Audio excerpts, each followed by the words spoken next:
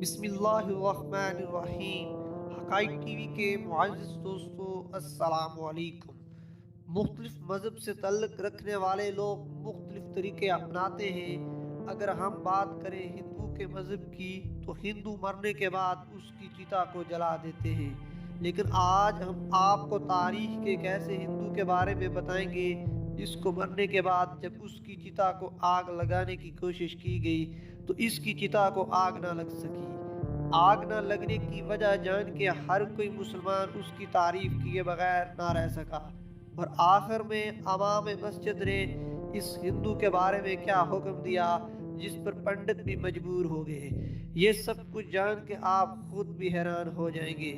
اس سے پہلے اگر آپ نے ابھی تک ہمارے چینل حقائق ٹی وی کو سبسکرائب نہیں کیا تو حقائق ٹی وی کو سبسکرائب کیجئے، ساتھ ہی بیل آئیکن کو پریس کیجئے تاکہ اس طرح کی لیٹسٹ ویڈیو آپ تک پہنچ سکے۔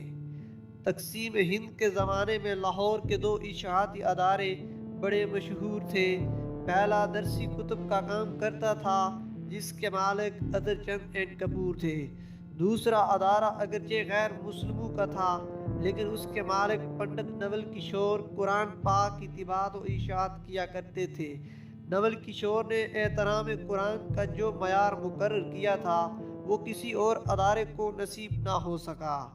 نول کشور جی نے پہلے تو پنجاب بھر سے اعلیٰ ساکھ والے حفاظ اکٹھے کیے اور ان کو زیادہ تنخواہوں پر ملازم رکھا۔ احترام قرآن کا یہ عالم تھا کہ جہاں قرآن پاک کی جلد بندی ہوتی تھی وہاں کسی شخص کو اور خود بھی نول کشور جی سمیت جوتوں کے ساتھ داخل ہونے کی اجازت نہیں تھی۔ دو ایسے ملازم رکھے ہوئے تھے جن کا صرف اور صرف ایک ہی کام تھا کہ تمام دن ادارے کے مختلف کمروں کا چکر لگاتے رہتے تھے۔ کہیں کوئی کاغذ کا ایسا ٹکڑا جس پر قرآنی آیت لکھی ہوتی اس کو انتہائی عزت و احترام سے اٹھا کر بوریوں میں جمع کرتے رہتے، پھر ان بوریوں کو احترام کے ساتھ زمین میں دفن کر دیا جاتا تھا۔ وقت گزرتا رہا اور طباعت اور اشاعت کا کام جاری رہا۔ پھر برصغیر کی تقسیم ہوئی، مسلمان، ہندو اور سکھ نقل مکانی کرنے لگے۔ نول کشور جی بھی لاہور سے ترک سکونت کر کے نئی دلی انڈیا چلے گئے۔ ادارے نے دلی میں بھی حسب سابق قرآن پاک کی طباعت و اشاعت کا کام شروع کر دیا۔ یہاں بھی قرآن پاک کے احترام کا وہی عالم تھا۔ ادارہ ترقی کا سفر طے کرنے لگا اور کامیابی کی بلندی پر پہنچ گیا۔ نول کشور جی بوڑھے ہو گئے اور پھر گھر پر آرام کرنے لگے۔ جب ان کے بچوں نے ادارے کا انتظام سنبھال لیا اور ادارے کی روایت کے مطابق قرآن حکیم کے ادب و احترام کا سلسلہ اسی طرح قائم رکھا، آخر کار نول کشور جی کا وقت آخر آ گیا اور وہ انتقال کر کے خالق حقیقی سے جا ملے۔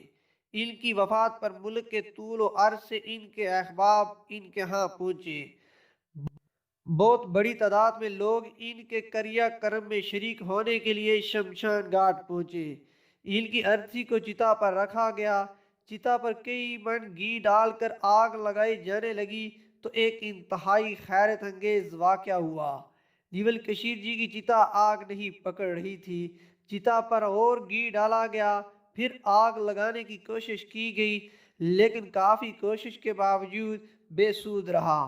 یہ ایک ناممکن اور ناقابل یقین واقعہ تھا۔ پہلے کبھی ایسا نہیں ہوا تھا۔